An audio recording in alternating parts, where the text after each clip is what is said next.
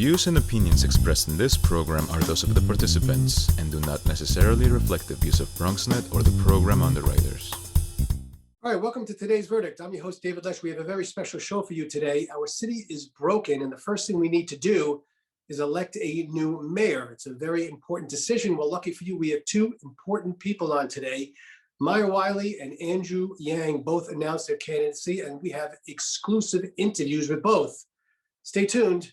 Get ready. Today's verdict starts right now.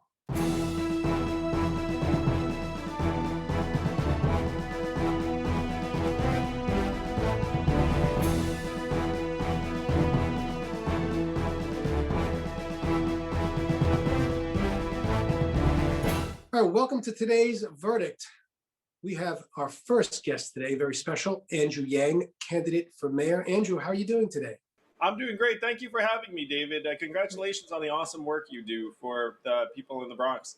We really appreciate that. And Andrew, the first thing I did when I knew you were coming on is I took a look at your commercial, which announced your candidacy. I very much enjoyed it, especially that part where you're at the 161st Street subway station, Yankee Stadium, which happens to be my station and where my clients are in the South Bronx. And a lot of them are hurting. They're hurting financially. They were hurting financially before the pandemic, and now it's even worse. What would you say to them? What could you do for them if you were mayor? We have to do so much, David. I've got a series of plans that I think are going to help get businesses and restaurants back on their feet, get individual families back on their feet. I've pledged $1 billion in economic relief to struggling New Yorkers a year during my term. And that sounds like a very big commitment, but we can do it. We have the resources.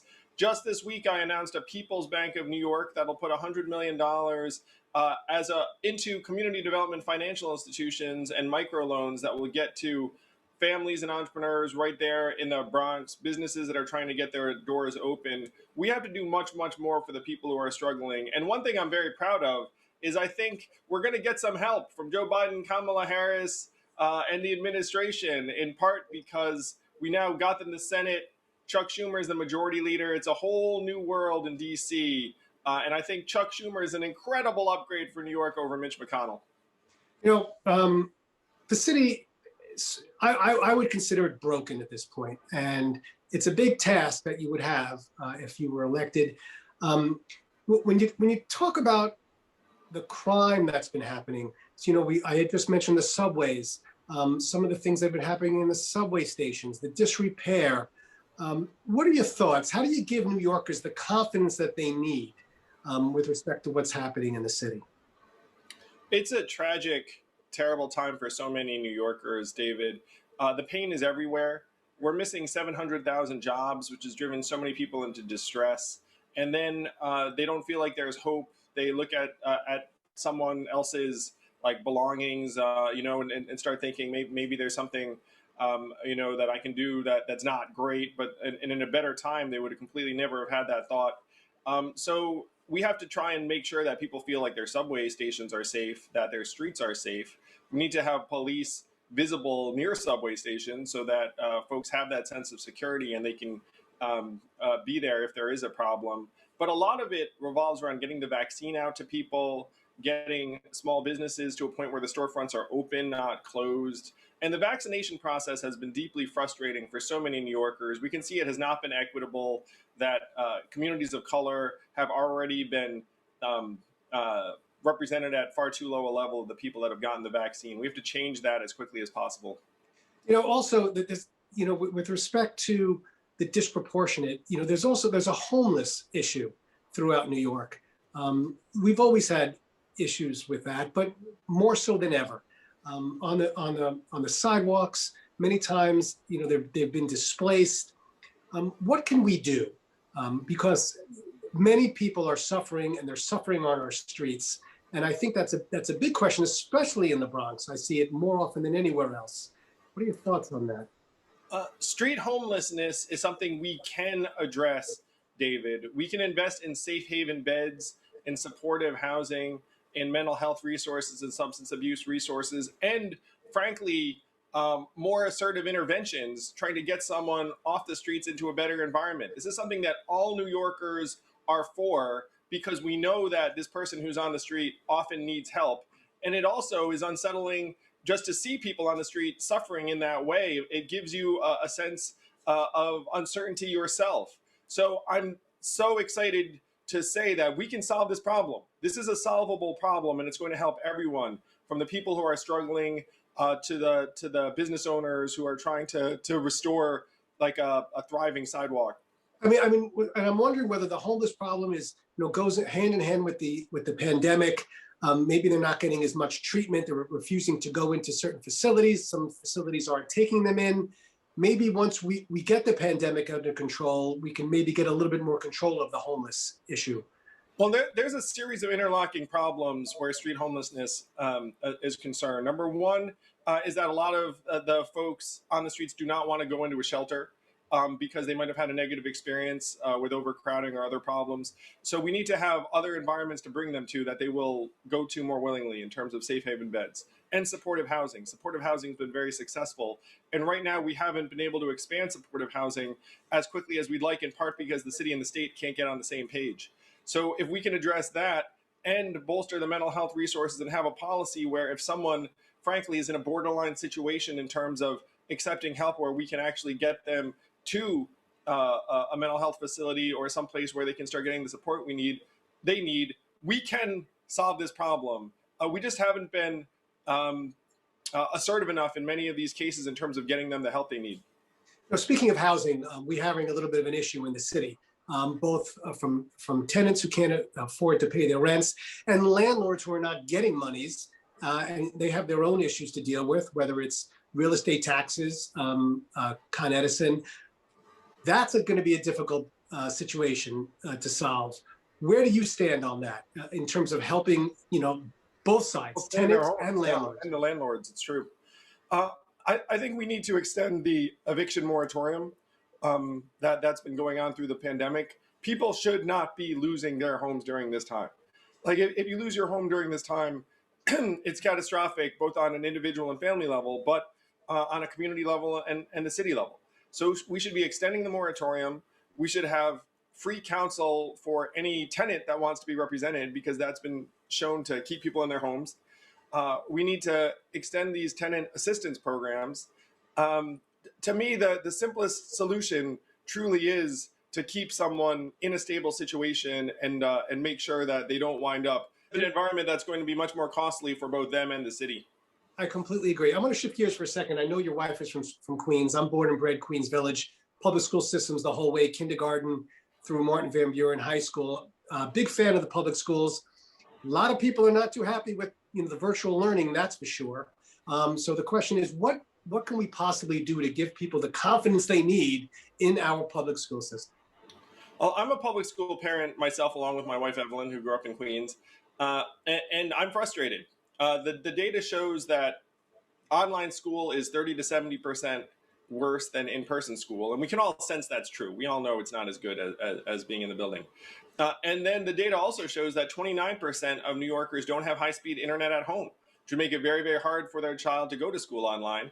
And unfortunately, we know that 29% is disproportionately represented in communities of color in the Bronx. So we need to attack this problem at multiple levels. We need to reopen schools for young kids and at-risk kids as quickly as possible. And the data also shows that little children are not spreaders of the coronavirus in any significant measure. So this has to be job one. We should be fighting harder to get our schools open for young at-risk children and getting our kids back in position to learn, because we can't have them losing a year in this way. We're going to have to do everything we can to make it up.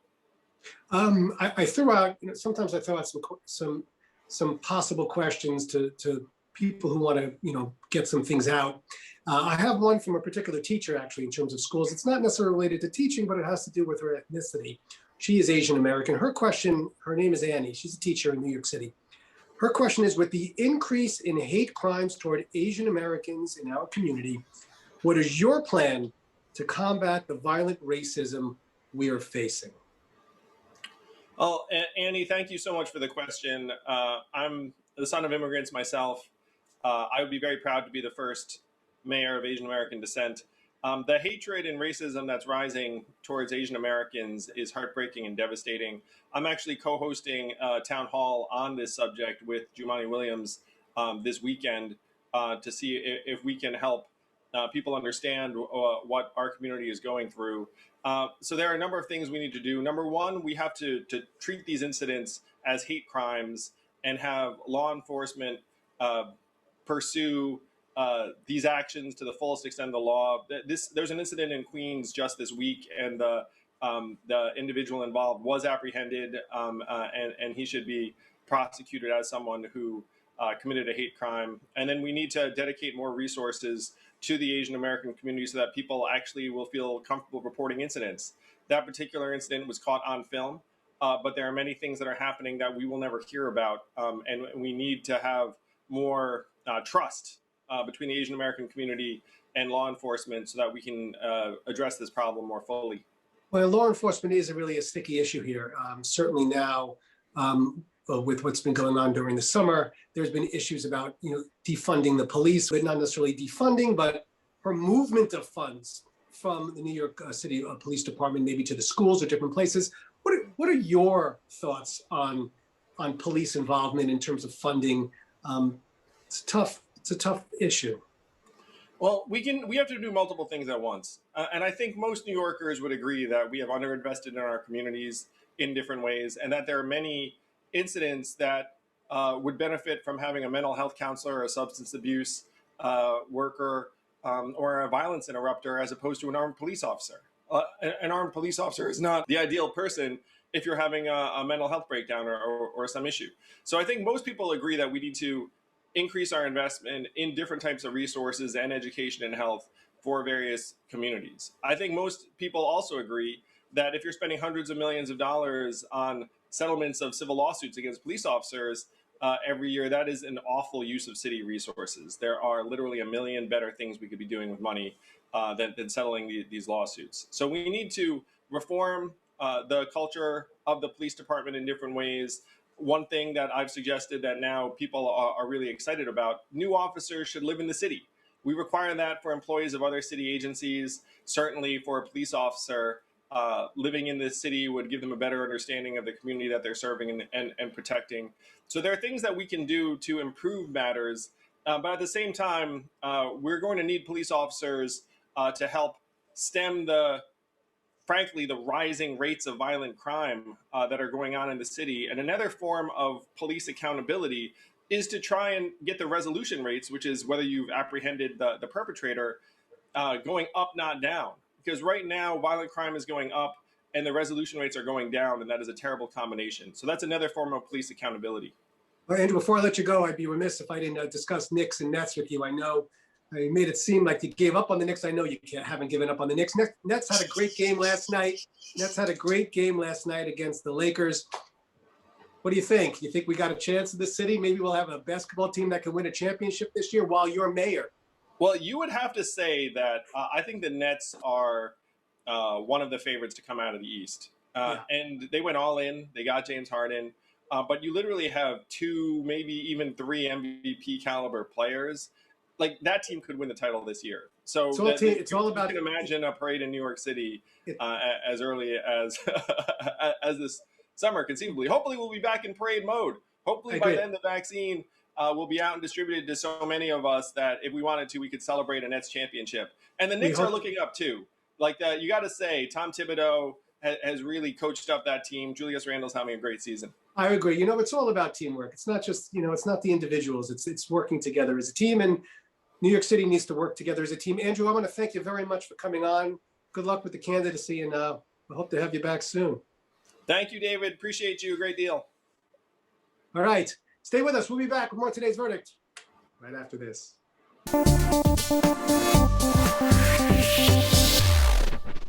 We're back at Today's Verdict, and we have a very special guest today. Maya Wiley, candidate for New York City mayor, is here with us. Maya, how are you doing today? I'm wonderful, David, because I'm here with you.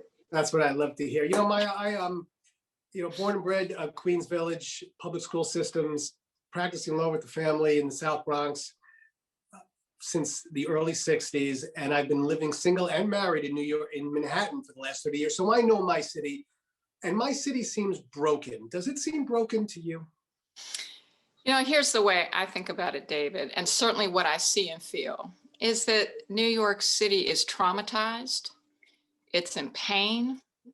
We have a spiritual malaise. We are a city that has lost far too much in this crisis in COVID, and unfortunately has far too little trust in government. And that is a problem, and that is broken. But I'm going to fix that. Well, let's start a little bit with the crime, because there has been a little bit of an uptick. We can either blame it on the pandemic, on joblessness.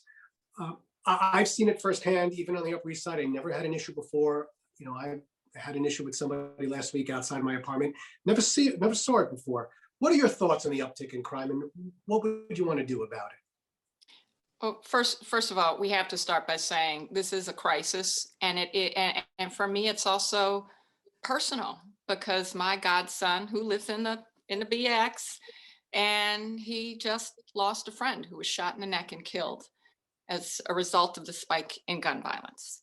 It's not theoretical for any of us, and it's far too upsetting, because we can stop this. So I have a plan, and it's a gun violence prevention plan that is based on what people who have been harmed by gun violence, who have lost children or nephews to gun violence, want to see. And that's the ability to invest in our young people. I mean, we know that we have unemployment rates that are as high as 50% in places where we have high rates of gun violence and trauma. And so what people are asking for, including a friend of mine whose nephew was killed in October at 4:30 p.m., just going to the corner store. They want investments in public schools. They want investment in trauma-informed care. They want jobs. We've made it easier to get a gun than a job in the city. We got to flip that on its head. So we're going to do three important things. One, we're going to put money in the hands directly of community, $18 million. And yes, I'm going to take that money from the New York City Police Department budget, because it's going to bring the rates down. It's going to give communities the power to say, we want more violence interruption. We want more mental health services. We want counselors in our schools. But you wouldn't call that defunding the police, because I know that gets a little bit of a bad rap. How do you really portray that then? If it's really taking money away, from the police department to fund the the gun violence, how do you really address that? Well, let me start by saying we got to put the public back in public safety, right? We're talking about is public safety. And the question is, how do we make ourselves safe? And so much of it is about not criminalizing poverty, but preventing it. And that's in the research. I won't get wonky on you, because nobody wants to hear me do that. But let me give you an example that's very concrete. My friend whose nephew was shot and killed in October, 22-year-old young man, and what the family in all their trauma asked for, had a press conference for, was more resources to invest in their kids. And that is public safety, and communities impacted know what makes them safe. But here's the thing, a reporter asked, well, what did the precinct do? Did they put more police officers out on the street? And my friend said, yes, they did. And it will not prevent the next shooting. With respect to the uptick in crime and some gun violence, there also seems to be a homelessness problem throughout the city. I lived on the Upper West Side for a little while, not too far from Lucerne. Issues of placing the homeless in certain areas has been pushed back from the community. What are your thoughts on that? And what can we do to protect the homeless, yet at the same time not really, change the mesh of a community in terms of a neighborhood? Yeah, this is a really important question. So first of all, it is about bringing the community together and having a conversation and a plan around housing for people who have a right to it and who need it. It's a humanitarian crisis. Homelessness is an eviction crisis. So one, we can prevent more homelessness, and we have a housing platform that we will be putting out shortly that will do that. But when we're talking about street homelessness, right? When we're talking about often like in the Lucerne, and I've met with the men of the Lucerne, I've been up there several times. One, the city got it wrong in the front end. and didn't do what homeless experts would have said to do. So it could have been done right, and it wasn't. Fewer men in the shelter to begin with, and support services on site for the supports they needed. And so it was bumpy and rocky and scary for the residents. And we do have an obligation to ensure that residents have a voice. But if we had done that, if the city had done that, what we would have seen is a much smoother transition. And ultimately what happened is a model, which is the community came around and became part of the solution as well as the men in the Lucerne. They came together and figured it out. That is something we could do on the front end. But here's the other thing I would say. We can have a housing first strategy where instead of putting people in shelters, we're putting them directly in housing, supportive housing with the support services they need to stay in the housing, like mental health support services, like support services for rehabilitation. Been talking to experts, we're going to get that done. And it is going to include and involve conversations with the community because the community deserves to have a voice. Speaking of the community and speaking of voices, we had a big summer of the Black Lives Matter movement. I actually also marched. My nephew Dylan, who is at Dalton, very progressive school, wonderful young man and a big fan of yours, has a question for you. I want to read the question. How has your father's civil rights movement shaped your vision for the city? And how would you tackle racial injustice as mayor? Well, Dylan, Great question. Is a great question. And I will say my father's legacy shaped me a lot because one, I grew up on picket lines. That's to start with. Protest was a regular part of our family business, but it was also the people. He put people at the center, people who are impacted by the problems, seeing them as the folks who also have the solutions and are the leaders who should lead those solutions. And that really shaped me because it is about race. It is about recognizing that Black women, he organized Black women who are on welfare, but he didn't see them as broken or needy. He saw them as powerful and as people who could direct and lead the fight for the solutions they needed. And a lot of that leads to one of my big policy platforms, which is a caring economy, because far too many women of all races and all classes have lost a decade of work as a result of COVID, Yep. lost jobs. I think they were affected the most, really. The women who stayed home with the kids because of the virtual learning, they sacrificed before anybody else did.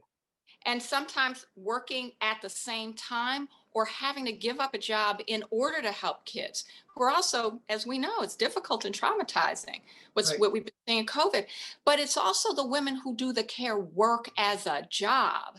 88% who were women of color who, by the way, Audia Williams, I'm gonna give you one example. Audia Williams, amazing woman. She gets up at 5 a.m., takes 4 buses to get to a man in a wheelchair who she takes care of every day. But she makes $15 an hour, which means all that hard work, she's standing in a food line twice a week, working full-time, caring for someone else. That's something that I saw in my father's organizing and civil rights work. That's something he was fighting to change, and we're still fighting it. Well, speaking of the women who are also taking care of the kids, I'm a product of the public school system of Queens Village, District 26. That's elementary, junior high school, and Martin Van Buren. When it comes to the schools, it's such an important topic. I have a 10-year-old. Where are we going with the school system? Everyone seems to have a different opinion. Look, we have to get the year back that our kids have lost. We know that. They shouldn't have lost it. We should have had a plan in place. If I had been mayor, we would have closed the schools quickly and clearly, and then we would have spent all the time that we had from March forward through the summer to make sure we were investing in teachers' ability to deliver online learning, getting kids access to the internet, because far too many of our kids in public schools didn't have it. But we also would have been laying out a plan, partnering with parents and with teachers and with principals, with all of our stakeholders on the plan for safe reopening so that everybody had clarity about what was going to happen. We tortured parents and students, still are, with the uncertainty. We needed a clear plan. But this is the opportunity that COVID has given us, is to learn, to learn. There's always One, a there's always a silver lining, and hopefully, There's- yes. yeah, and one of the things we have to learn is, one, we have to be much more innovative with education. Every last one of our kids is exceptional and deserves an excellent education. And one of the things we have to recognize is we're not delivering it enough because we're not allowing for enough innovation in our, and we have programs that have demonstrated success at not just helping kids catch up to grade level, but helping them do accelerated work. P-TECH is a program that has kids who are in high school behind grade level, focused on technology, who are doing college level work. When we raise our expectations, our kids rise to them. And we have to create a system that raises that expectation, that has teachers who are being invested in and principals to deliver those innovations, build up and identify what's working in our system. We don't talk about that a lot, right? We talk about what's broken, not what's working. There are things that are working. We have to pull them out, lift them up, and take them to scale. And that's what I would. Maya, before I let you go, because we don't unfortunately have too much time, a lot of my friends, a lot of people have left the city, and we'd like them to come back. What would you say to them? What would you say to the people who've left, who think New York is really sliding in a place it shouldn't be? What would you tell them to get them back to New York City? This is New York City. We recover from every crisis, every single one. Crisis in the 1970s, 9/11, Hurricane Sandy. This is a disaster. This is a crisis, but we pull together and we get it done. And what I have seen in communities all through this incredibly difficult period is everyone stepping up to help. The restaurant that was shuttered and couldn't earn a dime was feeding people who were hungry. People were showing up even in April at food pantries to volunteer because those food lines were snaking around blocks. People stepped up. And when we do that, when we recognize that our strongest and best selves are in crisis, we come back. And when I am mayor, we will do one other thing that we have never done in a crisis. We come back, we recover. But do we reimagine? Do we fix what was broken before the crisis? That's what we will do when Maya Wiley is mayor. Great stuff. We'll leave it there, Maya. Thank you so much for coming on. Hopefully we'll have you come back. It's really been a pleasure. Thank you, David. And thank you, Dylan. There you go. All right. Stay with us. Today's verdict. We'll be back right after this.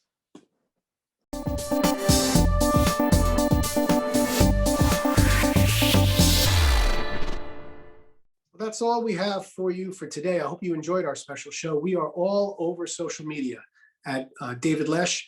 We're also on Instagram. We're on Facebook. Make sure you hit us up, leave your comments, and give us some more feedback. We have more candidates coming on in the next couple of weeks. Give me your questions. I'll be happy to ask the candidates. Till the next time, know the issues, reach a verdict. We'll see you next time.